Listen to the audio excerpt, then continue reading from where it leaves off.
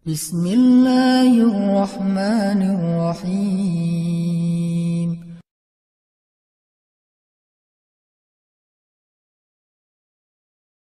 Jadi mudah-mudahan Allah jaga hati kita, baik ketika kita diuji, bahkan ketika kita diberi nikmat, supaya dalam dua keadaan ini kita tetap menjadi mukmin yang ajaban, yang ideal, yang baik, yang insya Allah Allah suka sama kita. Kalau diuji sabara fakana khairallah, kalau diberi nikmat syakara fakana khairallah. Kalau dia diuji dia bersabar dan itu kebaikan untuk dia. Ternyata diuji ujung-ujungnya baik. Lewat apa ujian menjadi kebaikan? Lewat sabar. Bukankah Allah bilang wabasyiris sabirin? Sampaikan berita gembira kepada orang yang sabar.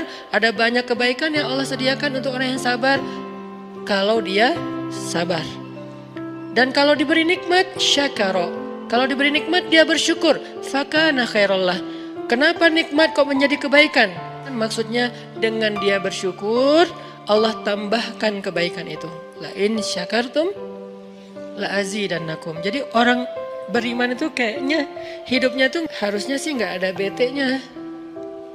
Hidupnya tuh nggak ada istilah, aduh hari ini gue kayak rugi banget nih. Nggak ada orang yang beriman rugi.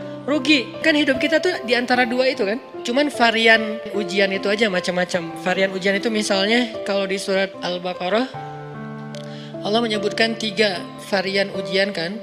Ba'sa, dharra, zulzilu. Ujian fisik, ujian harta. Harta ini termasuk karir, kerjaan, usaha, bisnis. Dan ujian zulzilu, ujian perasaan termasuk diputusin.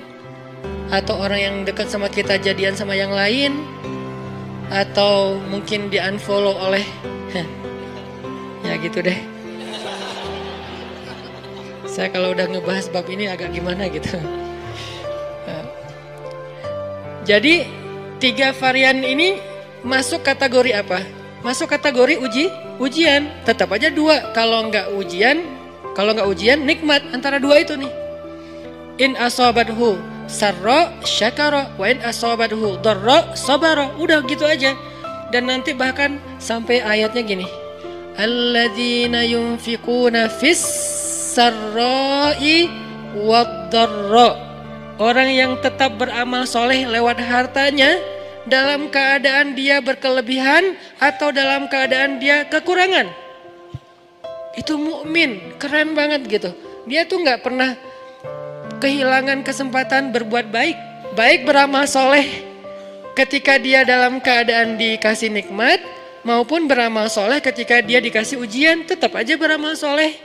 Contoh yang ayat tadi, yunfikuna fis sarra, berinfak dalam keadaan sarra, dalam keadaan bahagia, senang, lagi dapat untung gitu kan. Ataupun yunfikuna fit dharra, tetap berinfak walaupun dia dalam keadaan dharra, dalam keadaan susah. Dalam keadaan dor itu kan bahaya. Ini kalau saya infak nih bahaya nih buat saya nih. Kalau saya kasih nih saya kayak nggak ada tabungan buat mahar nih. Kalau saya kasih ke dia, terus saya gimana? Gitu kan? Ini dor banget nih, bahaya banget nih. Tapi dia tetap berinfak. Siapa yang mencontohkan hal seperti itu? Selain pastinya Rasulullah udah nggak diragukan lagi. Yang jadi kayak simbol berinfak walaupun dia butuh. Orang-orang Ansor, yu'thiruna ala anfusihim walau kana bihim khasasah. Mereka mendahulukan orang muhajirin atas dirinya sendiri. Walaupun sebetulnya dia juga butuh kepada kebaikan itu.